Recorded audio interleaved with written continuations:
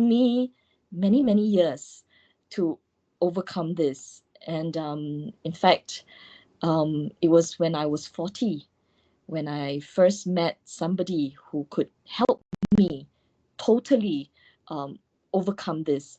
And so this was a lady I met through Connected Women, and she told me that she was she was a raw food chef. Paulina was her name, and she told me that actually she was also trained in shamanism. And I was like, no, I don't need to speak to the dead. Uh, and she says, no, actually shamanism can help you power up.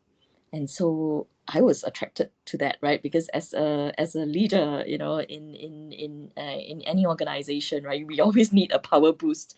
And so I told her, okay, I think I can do with a power up. And I recall that, when I entered her sacred room, she started strumming the drum. I closed my eyes and I really envisioned um, an eagle soaring in the sky. And at one point she got me to lay down, and she put her hands on my shoulder.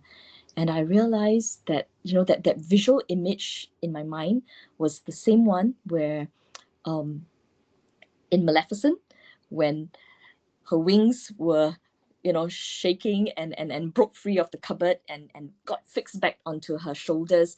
That was that kind of a vision that happened to me, and I felt whole again, through that wordless healing process.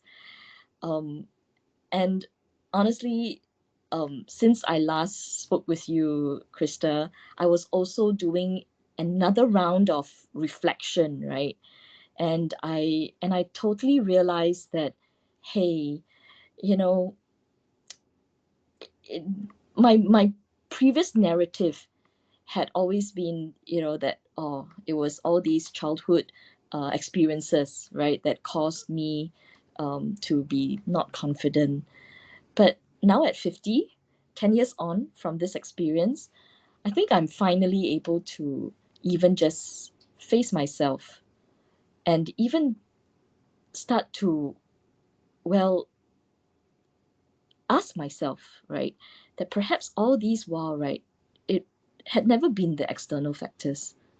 It had just been me and my own inner narrative that resulted in this, right? That I'm now finally old enough to face and old enough to own up, right? That it had all been me.